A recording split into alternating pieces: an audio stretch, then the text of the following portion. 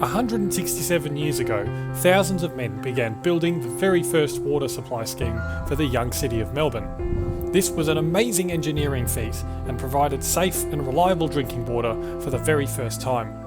This pipe has quietly sat here since 1857, stretching 21 kilometres from Yan Yean down to Preston. Today, I'm going to walk its entire length from north to south and explore its hidden stories in history. Welcome to the Pipe Walk.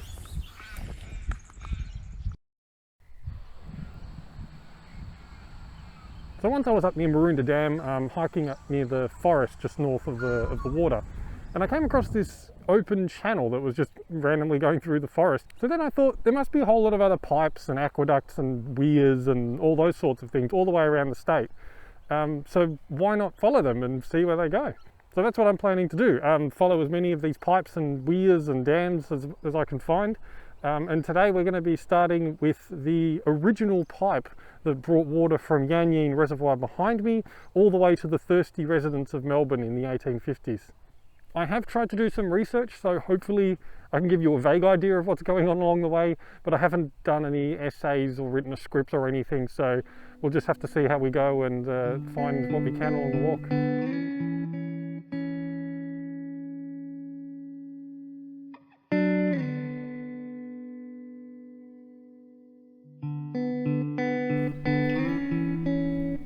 I don't know if you can see here, but we've got, I was just coming out of the dam wall, and you can see behind me this beautiful bluestone slipway or old aqueduct that was built. It does go all the way down, looks like all the way to Yan Yean Road and maybe even the Plenty River, so I'm not really sure. But we're going to keep walking south and see how we get out of this park.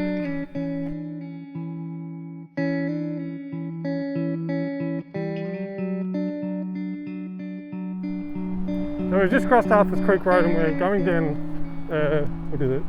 Woods Road, which I should be able to walk into the Lorimer estate from. So you can clearly see when you're here where the pipe actually is. I'm walking right now on a cleared track where there's no grass growing on top of it, and there's all these kind of little plates along the way which give you a clue as to where the pipe is running.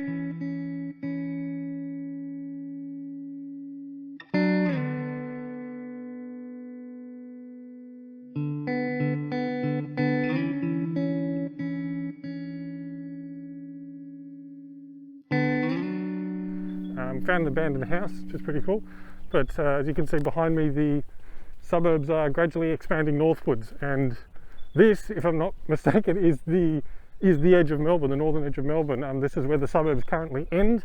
We had to come off the pipe a little bit. The pipe's actually over there a little bit, but there was a sign back there that said no unauthorised entry. I'm not keen to upset the cops quite yet, so we're just going to walk along this public street. Now at this point it doesn't say that entry is prohibited, so we're going to just see how far we can go along this thing. Assuming this is the water pipeline, of course. But look, it is. We've just found another one of those water valves. So yeah, this looks promising. You can see back there, that's Yan Yean, and we're going to keep walking this way towards Melbourne. One thing I did forget to mention, and before we enter more urban areas, is snakes. Our wonderful friends snakes. It's the start of November, so you know they're coming out of hibernation. They're kind of hungry because they haven't eaten for months. So you know the more aggressive ones will be looking for something to eat, and probably more importantly for humans, they're likely to be out sunbaking and you know getting energy to move around. So I'm pretty sure I've just found our first piece of evidence of the pipe above the ground other than the dam. There's a tower. I don't quite know how to describe it. I'm sure some engineers will tell me what it is, but yeah, it says pipe reserve on it, so I assume it's something to do with the water pipe that's still right under our feet here. Yeah, not really sure what it is, but it looks pretty cool. So we're going to keep going along here, squeeze through. More of these pumps or access. I still don't know what these are actually. I think it's some sort of water access actually, because there's a meter on this one. I haven't really studied the map that closely. I've kind of vaguely looked at it obviously, so I know that there is a possible route, but yeah, not really 100% sure what we're going to find or how we're actually going to get through some of it. But find a way. I'm not swimming in the Plenty River though. That's probably a bridge too far. You can actually see just behind me probably what most of this place would have looked like before this happened. We had beautiful trees just sitting next to these wetlands or rivers and fields. So you can imagine what it would have been like for the men who were building the pipe. They brought 1,000 men in who were local, and that was a big political issue at the time, because apparently, I can't remember who, but one of the engineers or one of the people in charge wanted to bring in labour from England, but there was a big push on locally to use local labour to build this, to create jobs for people.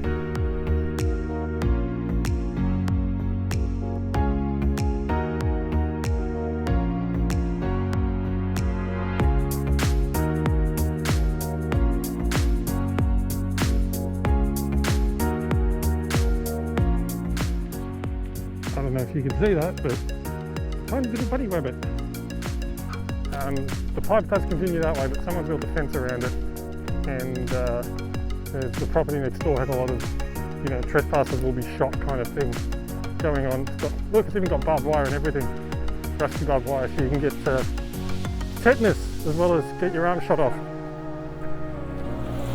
But ow, that was some sort of. And we are at the northern end of Plenty Gorge Park. So I think just here we've got an original wall. You can see it's got the taps, so this must be some sort of channel that runs next to it. I don't know if you can see that very well, but you can see there's on the left you've got the water pumps, and on the right you've got this channel with yeah, like I said, what looks like an original wall.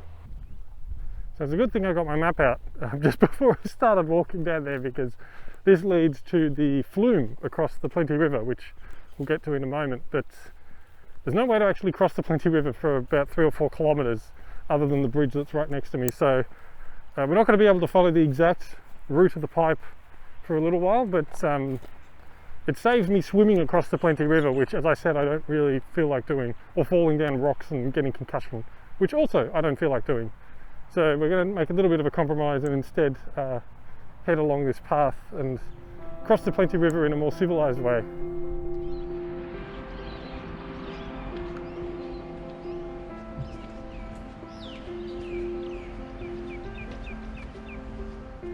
So now we're down by the Plenty River. Really beautiful, actually. Never walked along here before. There's a couple of paths going around, but this one should take us up to the flume. We are well and truly in snake territory, so I'm being very careful. Look at this place. This is amazing. This beautiful rock face. Okay, so I've come across something that I'm pretty sure is not natural in these rock formations. This, for a start, that looks too clean to be natural. It looks like someone's chiseled that away. More importantly, down here, I noticed by the creek, we've got what looks like a wall. I don't know what it was for. It looks like it could have been for a weir or a mill or a dam or something. But yeah, if you look down there, it's actually down there in those reeds. So I don't know what this was for. Apparently there was some old homesteads around here, so this might have been part of one of those complexes, but it's pretty cool. It's just kind of hidden away here in the bushes. Now, doing my research, I did find that there was a homestead around here. It's a piece of metal. There was a homestead here, and there was an archaeological dig a few years ago, and I think this might be it. So I can see random little flags put in. This is it. This is amazing. You got to see this. Let's see how close we can get. As you can see, this lovely wall. It's kind of been built into the cliff face, and the remains of some sort of motor or something. There's old bits of metal. Maybe this was a water tank, or maybe there was a water wheel. And this looks like it might have been some sort of channel. Disclaimer, I'm not actually standing on anything because I don't want to disturb it. But this is an interesting archaeological site. So behind me we've come across the Plenty River flume, which carries the pipe from that side where we were before across the Plenty River onto the west bank. We have not the west bank, obviously the western bank of the Plenty River, but this is not the original bridge. This was actually, the original one was washed away in some floods in the 1880s, and it actually cut off Melbourne's water supply for a few days, which made people pretty stroppy, I can imagine. But it took them a year to replace it with this one, which is still, you know, well over 130 years old. It's still here, you know, doing its job, which is pretty incredible. It's probably over-engineered by today's standards, but, you know, that has its advantages because they haven't needed to replace it since, and yeah, it still stands here in this beautiful landscape. Nevertheless, there's actually some, here we go, some bluestone here. This is it. This is it. Oh, it's part of the original part anyway. Look at this. We've got this channel, and it looks like there might be some new concrete, but this bluestone looks very original, and it goes all the way from the end of this bridge. So I might have put it under a pipe later on, but yeah, this looks original. This is very exciting. This would have been where the water originally flowed. Obviously doesn't now, because I don't actually see a pipe in here. If you look through down there. So we're now going to head back up onto the pipe, because we can walk back on top of it now.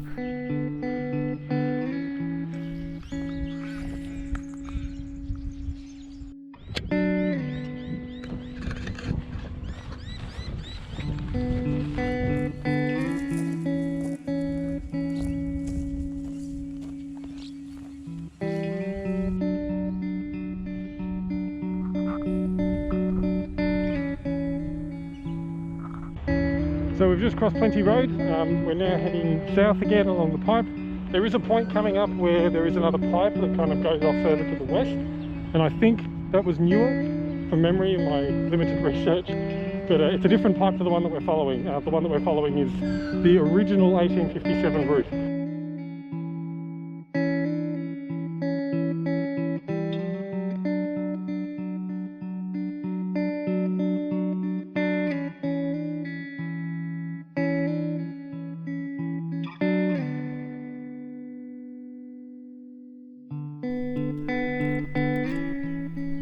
Something I've noticed along most of this path for the past 5 or 6 kilometres anyway, there's these stone walls, like here. I thought originally they might have been part of the aqueduct or something, but I don't think they are. I'm wondering, because there's one on either side actually of the reserve. I'm wondering if they were actually built when they first laid the pipe to mark out the land, because obviously they didn't want people encroaching on it or building across it.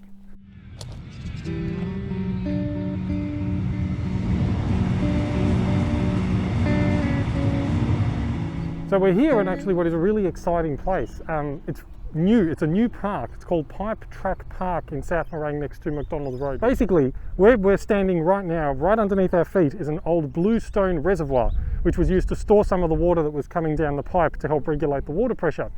Apparently it's still largely intact underneath. You can't see it today, but there's a whole lot of interpretive signage here. There's a playground, which is awesome, and there's a whole lot of kind of concrete columns here, which I guess are designed to kind of look like pipes, but it tells the story of the pipeline, the history of the water supply system, and helps explain what's going on here to all the people who come and visit the park, which looks like quite a few. But it's interesting because on both sides now we've got the back fences of properties, and you know, some people have made a nice little garden there.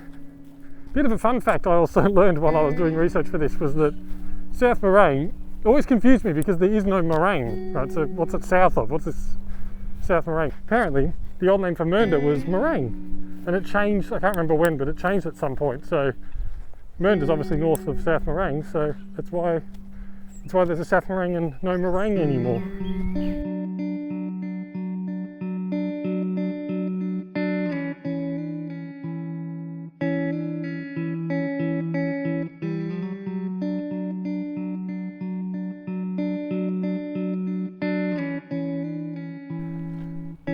actually put my GoPro away just before lunch, not expecting to have to use it again. But we're in Mill Park now, and I've taken it out again because I've just seen this amazing bluestone tower, which I was totally not expecting to find here.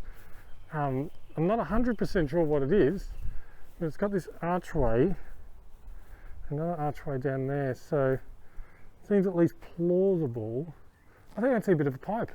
I don't know how well you can see that, but there is definitely a large metal pipe there. The wall extends a little bit out here at the back, but this was maybe some sort of access point. I think that the current pipe is actually situated a little bit away from here, just over there, because I've seen more new valves that have been put in. So I don't know if that's true or not, but I'm just going off what I can see on the landscape. And you can actually see here, there's the markings on the side of the bluestone as well. It's kind of an arch. So again, presumably there was some sort of covering for the aqueduct or the pipe that was here. That right there, that's genuinely one of the coolest things I've seen today. You see how excited I am? I'm getting excited by all this water infrastructure that's all along this trail. That's what this has done to me. But yeah, again, the engineering marvel of building something that's lasted almost 150 years. It's still there in amazingly good condition.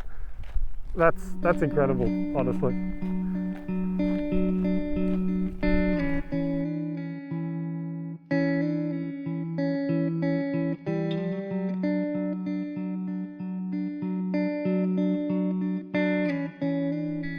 We're coming out of Mill Park now, just come out onto this huge open grass area here, where the Darabin Creek is just ahead of us there.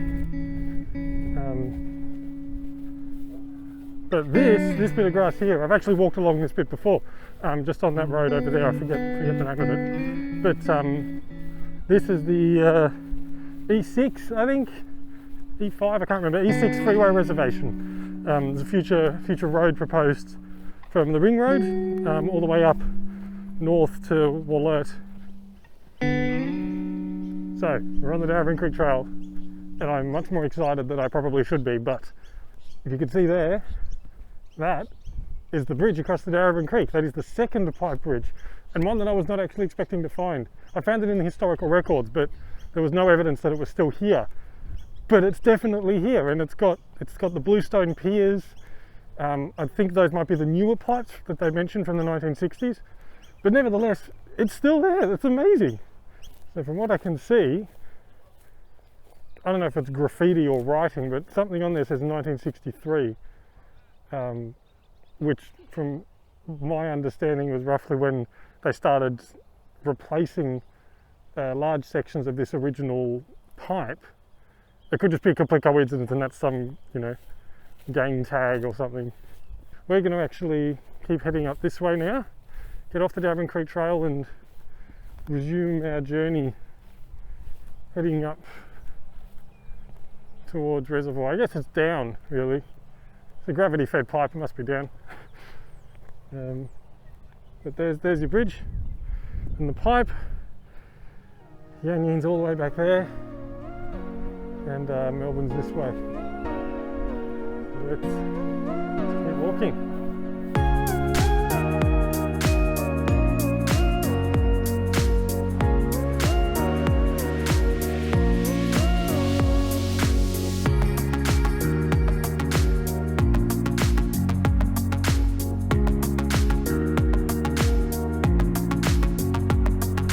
So you can see behind me we've just crossed under the Metro Ring Road, or M80. I couldn't actually get to the exact other side from where the pipe is because there's this big shopping mall thing here. Thank you sign for blocking the view. Anyway.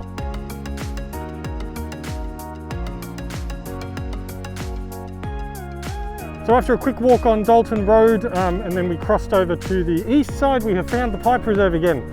You can see over there, that's where it's come from Yan Yean and the M80 Ring Road.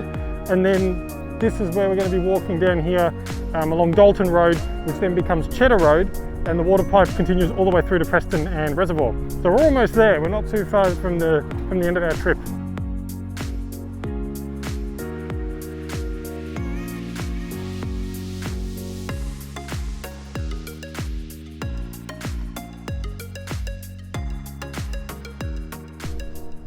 So now that we've entered Reservoir on the beginning of the Northern Pipe Trail, which becomes the St George's Road Trail later on, the name Reservoir obviously comes from the fact that the reservoirs built, and the pronunciation is different, by the way. It does take some getting used to, but the suburb reservoir is pronounced that way, as opposed to a reservoir, which is a body of water in a storage tank or a dam or something. It can get confusing, and I do get mixed up sometimes, as I'm sure everyone else does too. So I'm about to get pretty excited again about a piece of water infrastructure, and that's because behind me, the mound that you see on the other side of that park is the Wurundjeri Aqueduct. So this one is part of the Wurundjeri system from Wurundjeri Reservoir, and the whole system of weirs and dams and pipes and things that stretch from the eastern suburbs all the way through to here and beyond. But this is where the two aqueducts or pipelines connected. So I'm just walking now. I think I found the water supply infrastructure. This is the Wurundjeri Aqueduct right here, this lump, grassy knoll again. We're just going to head up here because I can see some old concrete and metal bits. So we go through this grass, fully disturb any of the resident snakes. Aha! Here we go. How's that? We got a free butcher bird that just flew up there. But this here, this is not actually part of the Yan Yean. It's part of Wurundjeri. It's part of the Wurundjeri Aqueduct, which stretches all the way back there, all the way to Wurundjeri Reservoir. And that's where we've come from, over there on the left. So Yan Yean over there, Wurundjeri this way, and this is where they connect. So we'll continue walking down Cheddar Road, and we're almost at Reservoir, where the three reservoirs are, which we'll talk about more once we get there.